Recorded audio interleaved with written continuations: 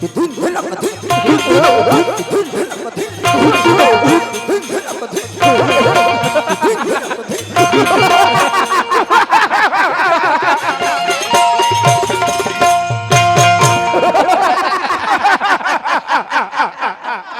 धरती के लाल,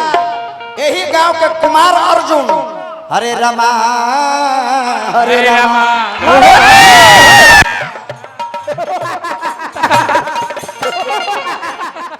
चैता का सुर लगा देता रू। गायत्री बाबा जिंदा रहते तो मर जाते। न तो यही जिला के सुरेंद्र सिंह चाचा जी जे चैता के मशहूर व्यास हमें छीटा भी बजाइए, शायद अते नु तो उनकर हार्ट अटैक तो करवा दे। तू हम जानता बड़ा सुंदर लयबा कि घर द्वार छोड़ आईनी लय गावा मनीषा दिल में लग जाओ कि दिल में गड़ जा। ये जाना तारू धरती कौन है? यही धरती के लाल, यही गांव के कुमार अर्जुन, हरे रामा हरे रामा।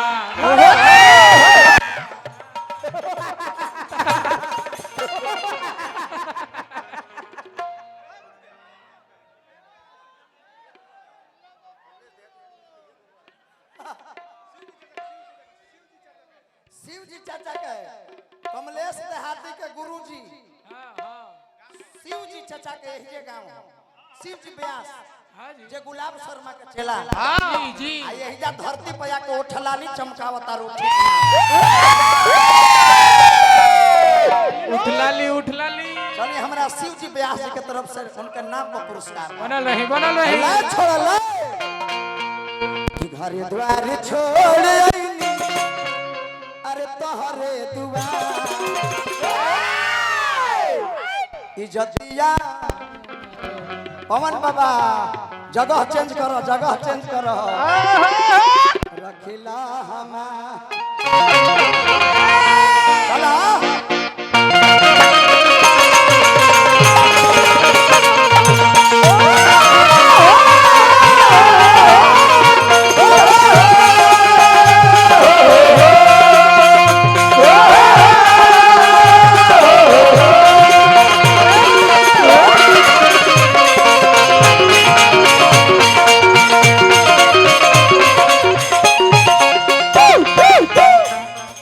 कमेटी के तरफ से हमरा शिव जी व्यास जी के सुपुत्र बानी एगो माला पहनाई हम चाचा घर पड़े ठीक पड़े न खियाई अरे खाना कतना खाई ना भैया खाना कतना खाई एक दिन हमरो से खा लेबे मुंह छना खियाई जितना खियावे के बा खियाई खाना पानी बा होटले जा ये बलिया जिला के धरती है वीरों की धरती जवानों का देश। यहाँ से जे व्यास गा के जाला 2 बीघा जमीन खरीद लेवला। एगो माला पहनाई ओ बटी बट जो बटी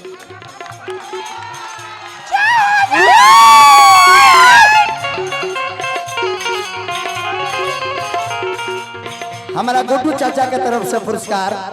हार्दिक अभिनंदन। शिव जी व्यास जी के उनके नाम पर पुरस्कार।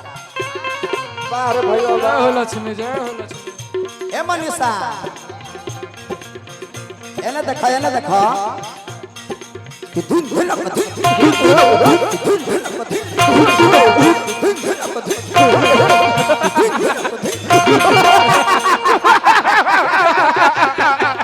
ये का है आज इतना दूर बैठल बिया के लोग तो नहीं के हमरा महाराज कहां पड़ोगे बैठो ए लोग के दिल में जगह बना लो। हां दिल में अभी स्कॉर्पियो से चलता रू तुरंत फॉर्च्यूनर आ जाए फॉर्च्यूनर। जितना हमारे YouTube चैनल वाले भैया लोग आइल बाड़े तुरंत 100 बीघा लिखा सबका के स्वागत बा। तू ना रही तो तू लोग ना रही तो ई गाँव नहीं गईती ना एली खेलती एली कित खेलते कित था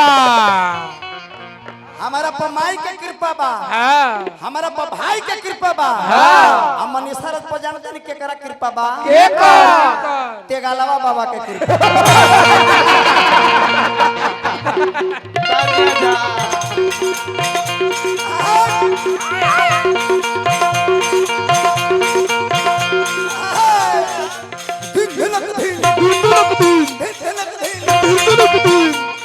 कोई सर मजा आवता ना कैसा कैसा बाबू के ब्यास आउ खिया हट ब्रह्मा के रानी हो, ब्रह्मा के रानी हो, सब देव ई मुर्गी कोई न मारेले मनीषा ना ई मुर्गी एगो दूगो ब्यास मरबो कइलस, हाँ। सीधे एक गोड़ से लाग कृतिया गुडू हलचल लांगड़ हो गए भाई को दीजिए भाई। अभियंता जी यही जैसा स्टार भइल बड़े आ हमारा गुरु कमलवास कुमार जी यही जे 3 गोला प्रोग्राम बा स्वामीनाथ चाचा के कमलवास कुमार मगध सम्राट सुदर्शन यादव जी हाँ हाँ यही जैसा 8-10 किलोमीटर होई सा कि ब्रह्मा के रानी हो, ब्रह्मा के रानी हो, सरदेव इज्जतिया रखिया हमारा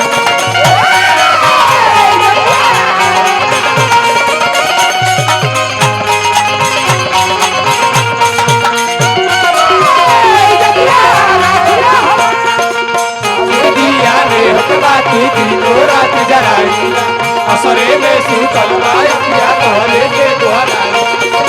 कहिया रे सरधा पुरई दूरे माई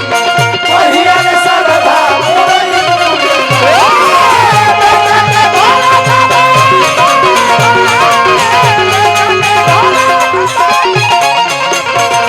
आशिक दिया ने हकला की रात जराई असरे में सुतल माया तोहरे के द्वारा कहिया रे सरधा पुरई दूरे माई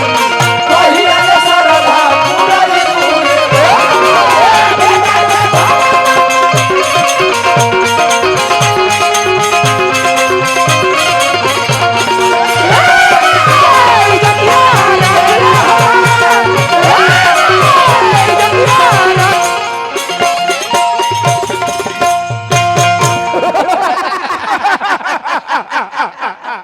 माउथ में ये बंदा उस दिन से खेल खेल रहा है जिस दिन तुम अपने पापा के गोदी में हगिज पहन कर बैठे। ये है बंदा। जय हो नंद किशोर चा जय भगवान जय भगवान। ए माई अरे तू ही तार दे लू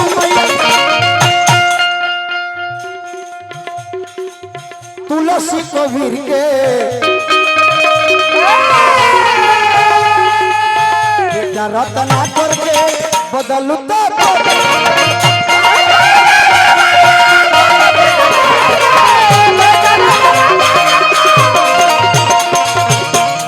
बना रहे खा हो गुड्डू चाचा हमने कोई बड़ गवैया ना है बड़े रहती गार्जियन यदि बड़ गवैया रहती तो समय ने मंच मंच ना चलती ना भाई एसी में बैठ के बेसी पैसा कमाई। इलादार के धरती है कलाकार के धरती है और कम भाल बनारस में रहुआ जाए जहाँ शास्त्रीय संगीत सिखावल जाला वही जा झाल ना बजे नालो न बजे बेंजुओ न बजे वही जा हारमोनियम बजेला आ तबला के बेस टोन पर लोग कलाकारी करेला। लयदार के धरती हो कैसे दरे दरे दरे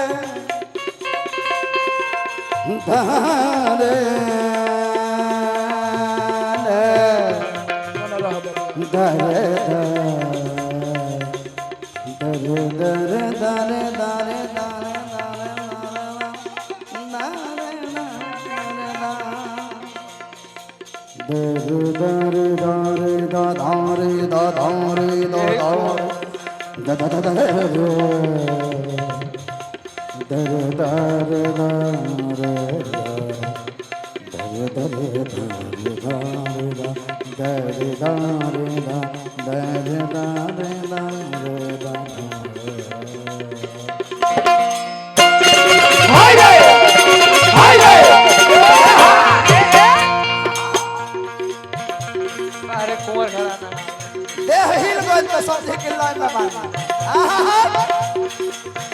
नैया फसल बा मैया नैया फसल बा मैया बीच मौज इज्जतिया रखला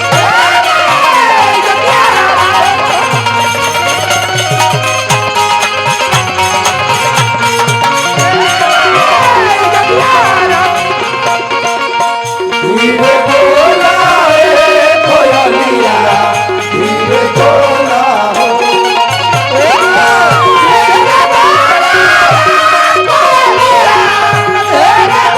कि मैया मरी जान गई है हो कि मैया मरी जान गई है हो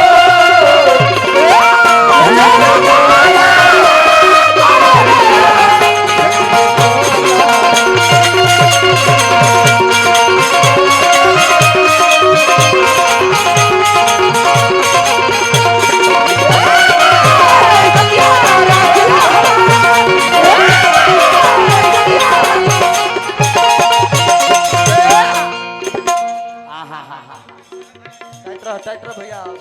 रुको तो एगो नचनियो लेके आइल बड़ी तो बुझा तर के सीमा हदर के मौसी के बेटी के उठा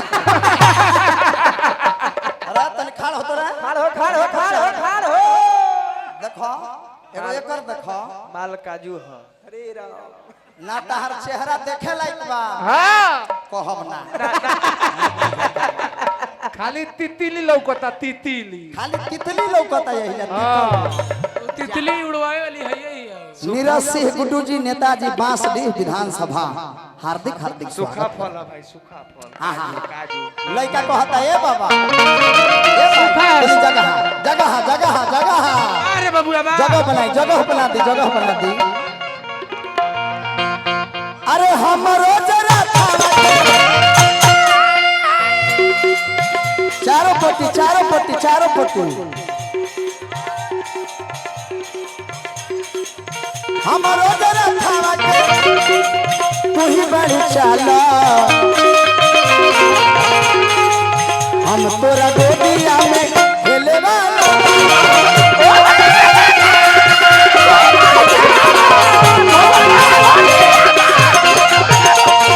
ए माई बेटा हल चले बेटा हल चले